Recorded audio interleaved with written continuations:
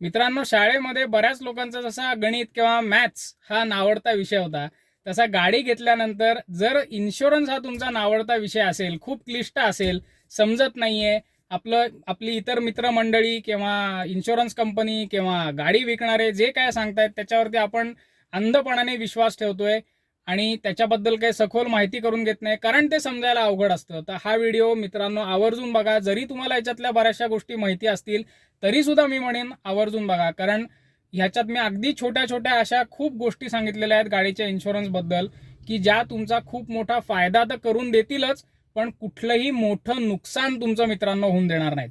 म्हणूनच हा व्हिडिओ शेवटपर्यंत बघा. थोडासा इन्फॉर्मेटिव्ह आहे, थोडासा थेरॉटिकल आहे, पण तरी सुद्धा तुम्हाला नक्की एन्जॉय होईल. शेवटपर्यंत बघा. व्हिडिओला सुरुवात करू.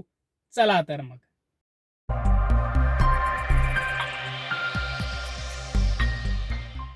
तर सर्वप्रथम इन्शुरन्सचे प्रकार कुठले असतात हे आपण समजून घेऊ.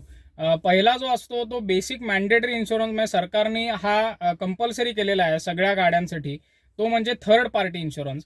आणि दुसरा प्रकार म्हणजे कॉम्प्रिहेन्सिव्ह किंवा फर्स्ट पार्टी इन्शुरन्स. हे दोन्ही समजून घेऊ. पण त्याच्या अगोदर पार्टी म्हणजे काय? पार्टी म्हणजे आपण जी 31st करतो ती इथे नक्कीच नाहीये. तर इथे पार्टीचा संदर्भ थोडासा वेगळा आहे. तर ह्याच्यामध्ये आपल्याला फर्स्ट पार्टी, सेकंड पार्टी आणि थर्ड पार्टी अशा 3 पार्ट्या कुठल्याही इन्शुरन्स कव्हरमध्ये असतात. पार्टी म्हणजे व्यक्ती किंवा समूह, ह्याला संबोधलं जातं. तर फर्स्ट पार्टी म्हणजे कोण? तर फर्स्ट पार्टी म्हणजे तुम्ही स्वतः, म्हणजे गाडीचा ओनर. सेकंड पार्टी म्हणजे इन्शुरन्स कंपनी, म्हणजे ज्या कंपनीचा इन्शुरन्स तुम्ही तुमच्या गाडीवरती काढलेला आहे ती होते सेकंड पार्टी. आणि थर्ड पार्टी म्हणजे कोण? तर तुम्ही स्वतः आणि इन्शुरन्स कंपनीच्या व्यतिरिक्त इतर लोक जी रस्त्यावरनं प्रवास करतायत, मग ती गाडीतनं प्रवास करत असतील, चालत प्रवास करत असतील, अशी कुठलीही लोक जी तुम्हा दोघांच्या व्यतिरिक्त आहे, तर त्याला थर्ड पार्टी म्हणतात. आणि हा थर्ड पार्टी इन्शुरन्स जो आहे तो मॅन्डेटरी आहे. सरकारने मोटर व्हेकल ऍक्ट प्रमाणे हे सगळ्यांवरती कंपल्शन केलेलं आहे की गाडी जोपर्यंत रोडवरती आहे, म्हणजे अगदी शोरूम मधनं बाहेर येऊन अगदी स्क्रॅपयार्ड पर्यंत जाईपर्यंत हा थर्ड पार्टी इन्शुरन्स मॅन्डेटरी असतो. म्हणजे तुमच्या चुकीमुळे जर इतर कुठल्या रोड युजरचं, मग इतर टू व्हीलरवाला असेल, फोर व्हीलरवाला असेल किंवा एखादा चालणारा व्यक्ती असेल, तर ह्याचं कुठलंही नुकसान जर तुमच्या चुकीमुळे होत असेल, तर त्याला जे नुकसान झालेलं आहे, त्याला जो डॅमेज झालेला आहे, तो डॅमेज आपली इन्शुरन्स कंपनी थर्ड पार्टी कव्हरच्या द्वारे कव्हर करत असते. म्हणजे आपण स्वतः ह्याच्या व्यतिरिक्त इतर कुठल्याही रोड युजरचं नुकसान जर आपल्यामुळे होत असेल, तर ते असं नुकसान आपली इन्शुरन्स कंपनी थर्ड पार्टी इन्शुरन्सच्या द्वारे कव्हर करते. आणि म्हणूनच हा अतिशय महत्वाचा इन्शुरन्स टाईप आहे आणि हा मोटर व्हेकल ऍक्ट प्रमाणे प्रत्येकाने करणं आवश्यक आहे. जर तुमची गाडी अनइन्शुअर्ड असेल तर खूप मोठी फाईन त्याला आहे. ती काय आहे ते आपण आता बघू. तर मंडळी, मोटर व्हेकल ऍक्ट 2019 मध्ये जी रिव्हिजन झाली त्याच्याप्रमाणे तुम्ही जर अनइन्शुअर्ड गाडी, ज्याच्यावरती कुठलाही इन्शुरन्स काढलेला नाहीये, अशी जर तुम्ही गाडी चालवत असाल, टू व्हीलर किंवा फोर व्हीलर, तर पहिल्या ऑफेन्सला, म्हणजे जेव्हा तुम्हाला पहिल्यांदा पकडलं जाईल तेव्हा त्याच्यावरती 2,000 रुपयाचा तुम्हाला दंड आहे. दुसऱ्या आणि त्याच्यानंतरच्या सर्व ऑफेन्सेसला 4,000 रुपये दंड किंवा इम्प्रिझनमेंट, म्हणजे तुरुंगवास किंवा दोन्हीही, अशी त्याला इतकी सक्त प्रोव्हिजन आहे. त्यामुळे ही चूक कधीही आपल्याला करायची नाहीये. ऍटलिस्ट थर्ड पार्टी इन्शुरन्स तरी तुमच्या प्रत्येक क्लासच्या गाडीचा झालाच पाहिजे. तर आता थर्ड पार्टी इन्शुरन्स तर आपण समजून घेतला, त्याच्यामध्ये काय कव्हर होतं हे आपण समजून घेतलं.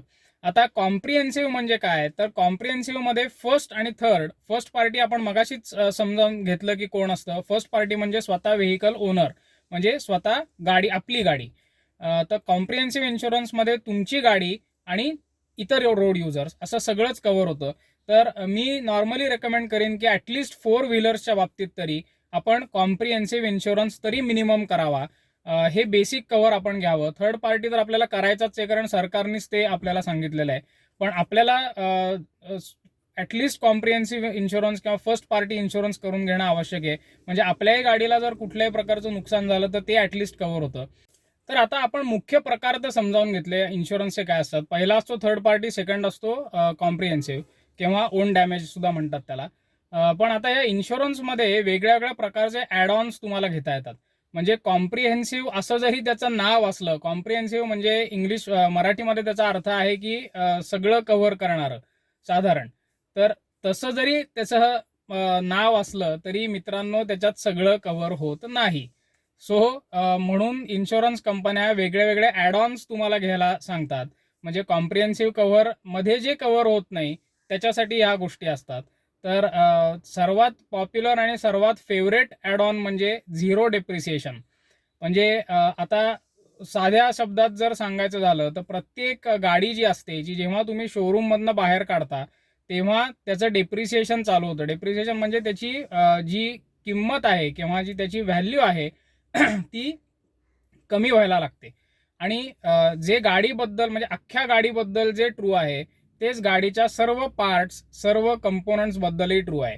त्यामुळे जेव्हा तुम्ही शोरूममधनं बाहेर काढता गाडी, तेव्हा गाडीचे सगळे पार्ट्स हे डिप्रिशिएट व्हायला लागतात. आणि म्हणूनच मित्रांनो, जर 2 वर्षापूर्वीच्या गाडीचा जर तुम्ही इन्शुरन्स क्लेम काढलात कॉम्प्रिहेन्सिव्ह इन्शुरन्सच्या पॉलिसीमध्ये, तर त्या केसमध्ये जर तुमचं उदाहरणार्थ तुमच्या गाडीचा पुढच्या बंपरचं जर नुकसान झालेलं असलं किंवा हेडलाईटचं नुकसान झालेलं असलं आणि त्या हेडलाईटची जी किंमत आहे ती उदाहरणार्थ आपण आत्ता घेऊ की 2,000 रुपये आहे, तर 2,000 रुपये ही पूर्ण किंमत तुम्हाला इन्शुरन्स कंपनी ही प्रोव्हाइड करत नाही, ही देत नाही.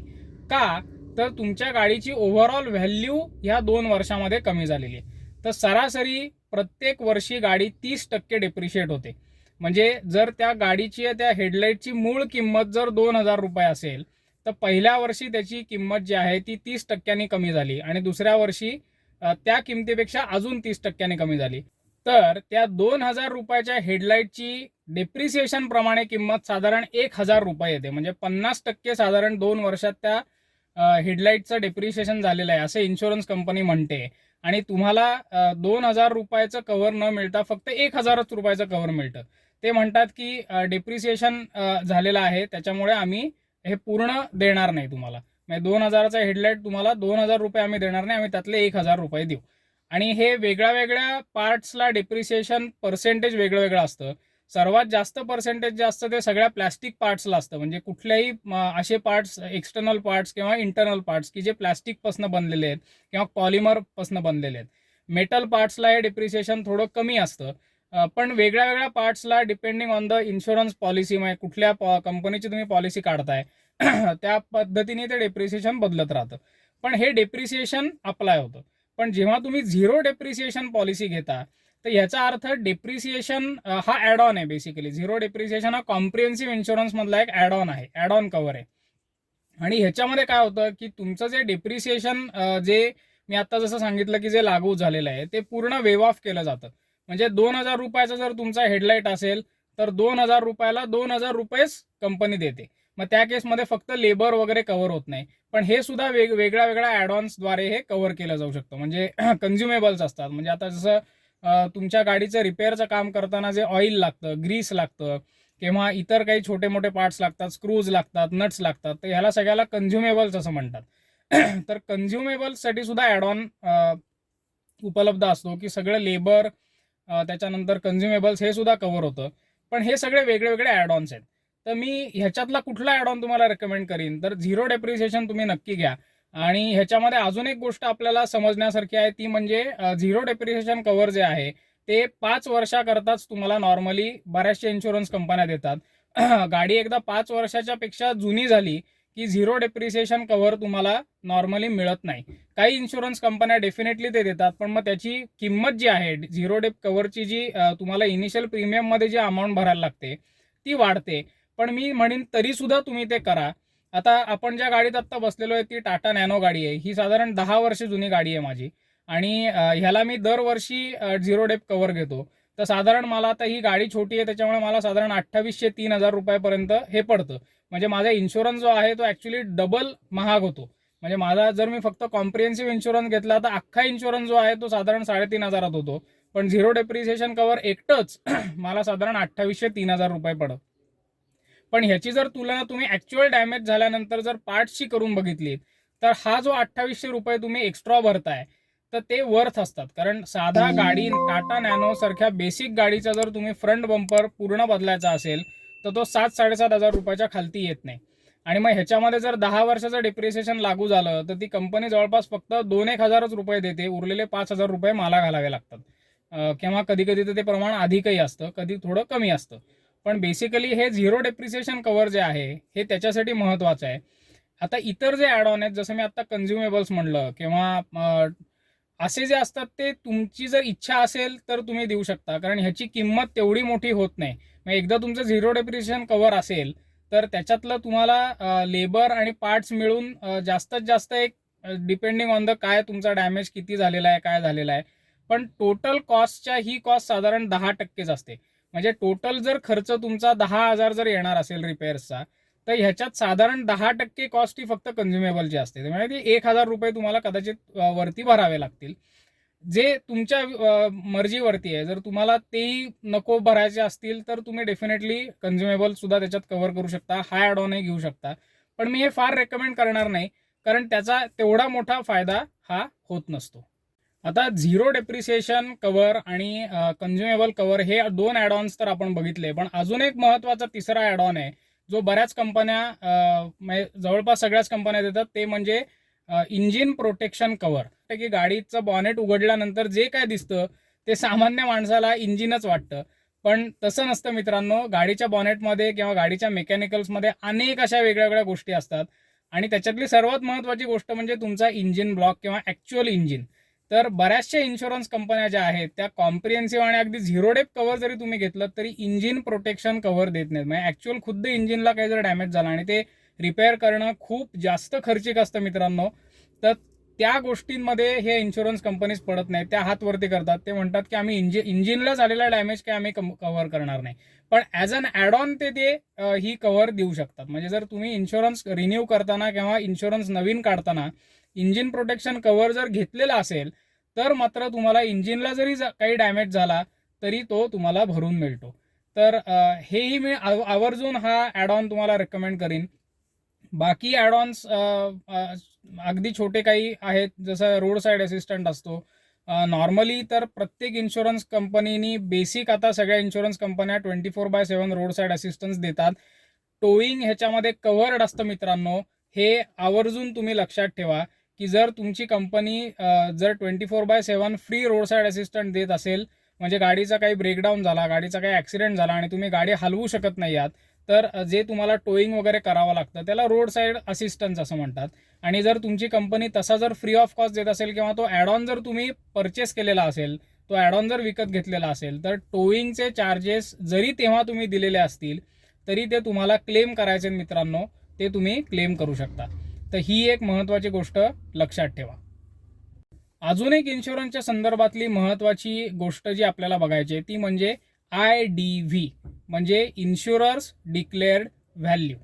ह्याचा अर्थ काय आहे, तर तुमच्या इन्शुरन्स कंपनीच्या दृष्टिकोनातनं आज तुमच्या गाडीची किंमत किती आहे, म्हणजे टोटल अख्ख्या गाडीची ते किंमत लावत असतात. आपण सुरुवातीला डेप्रिसिएशनबद्दल समजून घेतलं होतं की डेप्रिसिएशन म्हणजे काय असतं आणि ते पार्ट्सला कसं लागू होतं वगैरे. पण मी तेव्हाच तुम्हाला सांगितलं होतं की डेप्रिसिएशन जे आहे ते अख्ख्या गाडीला लागू होतं. त्यामुळे जशी तुमची गाडी जुनी जुनी होत जाते तशी तुमच्या गाडीचं डेप्रिसिएशन हे त्याला लागू होत असतं आणि तुमच्या गाडीची व्हॅल्यू जी आहे, तुमच्या गाडीची किंमत जी आहे ती कमी कमी होत असते. तर ह्यालाच IDV असं म्हणतात. IDV म्हणजे आणि हा कॉलम अतिशय महत्त्वाचा आहे मित्रांनो. तुमच्या गाडीची IDV काय आहे हे तुम्हाला समजणं अतिशय महत्त्वाचं आहे.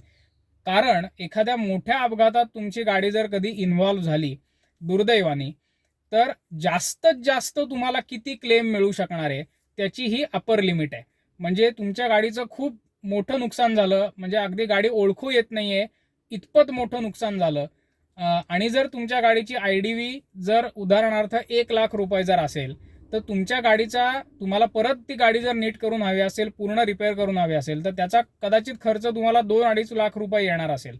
पण जर तुमच्या गाडीची IDV जर 1,00,000 रुपये असेल तर तुम्हाला इन्शुरन्स कंपनी जास्तीत जास्त 1,00,000 रुपयेच देणार आहे. मग तुम्ही ते कुठलेही ॲड ऑन जरी घेतलेले असतील, सगळे ॲड ऑन जरी घेतलेले असतील, zero dep, consumable, road side assistant, engine protector, सगळे ॲड ऑन जरी तुम्ही घेतलेले असतील तरी सुद्धा तुम्हाला 1,00,000 रुपयेच मिळणार आहेत. कारण इन्शुरन्स कंपनीच्या दृष्टिकोनातनं आजच्या स्थितीला, आजच्या ह्या वर्षी तुमच्या गाडीची जी ओव्हरऑल व्हॅल्यू आहे, जी ओव्हरऑल किंमत आहे ती 1,00,000 रुपयाचं आहे. आणि ह्यालाच दुसऱ्या भाषेमध्ये मित्रांनो टोटल लॉस असं म्हणतात. म्हणजे अशा प्रकारचा कुठला मोठा डॅमेज जर तुमच्या गाडीला झाला तर इन्शुरन्स कंपनी तुम्हाला आधी सर्वे झाल्यानंतर तुम्हाला फोन येईल आणि ते लोक तुम्हाला विचारतील की तुम्हाला टोटल लॉस क्लेम करायचा आहे का, कारण जो रिपेअर्सचा खर्च आहे तो खूप जास्त होतोय, तो IDVच्या जवळपास जातोय. आणि अजून एक मित्रांनो, IDV जरी तुमच्या गाडीची 1,00,000 रुपये असले तरी पूर्णपणे 1,00,000 रुपये सुद्धा इन्शुरन्स कंपनी तुम्हाला देणार नसते. तर त्याच्या नियर अबाउट 80 to 85% म्हणजे 1,00,000 जर तुमच्या IDV असेल तर साधारण 80 ते 85,000 रुपयेच तुम्हाला मिळतील. आणि हे तेव्हाच मिळतात जेव्हा तुम्ही टोटल लॉस क्लेम करता. टोटल लॉस म्हणजे काय, की माझी गाडी आता मला रिपेअर करायची नाहीये, इतकी ती खराब झालेली आहे की ह्याच्यावरती मला कुठलाही खर्च करायचा नाहीये, ही तुम्ही सरळ स्क्रॅप यार्डला पाठवून टाका.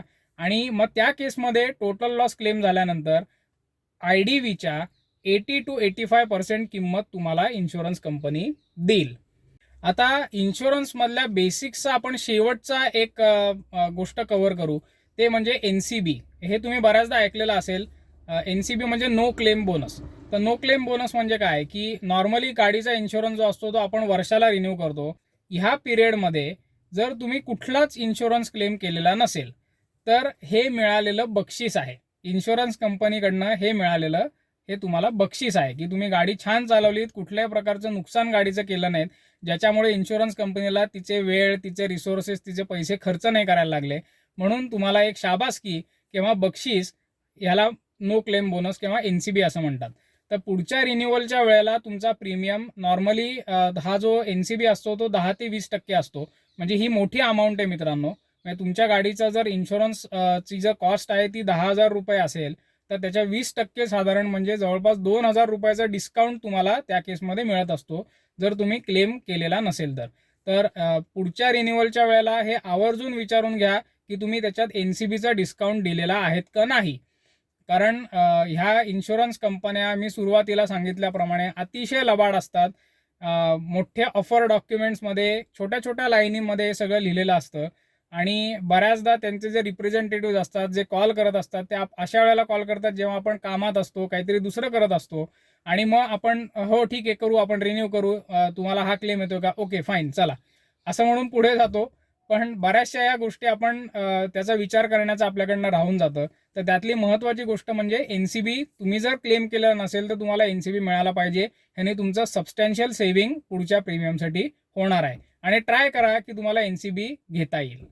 मित्रांनो, खरं तर कार इन्शुरन्स हा खूप मोठा विषय आहे, त्याच्यामुळे एक व्हिडिओ काय ह्याच्यावरती पुरणार नाहीये. ह्याची आपण सिरीज करणार आहोत कार इन्शुरन्सवरती. इतर अनेक विषय आहेत की जे कव्हर करायचे आहेत. त्या सिरीजमधला हा पहिला व्हिडिओ होता ज्याच्यामध्ये आपण सगळ्या बेसिक गोष्टी कव्हर करून घेतल्या. तर हा व्हिडिओ तुम्हाला जर आवडलेला असेल तर आवर्जून लाईक करा. तुमचे जे फीडबॅक आहे, तुमच्या कॉमेंट्स आहेत त्या खालती कॉमेंट सेक्शनमध्ये द्या. आपल्या मित्रमंडळींबरोबर, नातेवाईकांबरोबर हा व्हिडिओ नक्की शेअर करा आणि राईट ड्राईव्ह मराठीच्या यूट्यूब चॅनलला नक्की सबस्क्राईब करा. Kiran Abhyankar from the right drive Marathi signing off. धन्यवाद.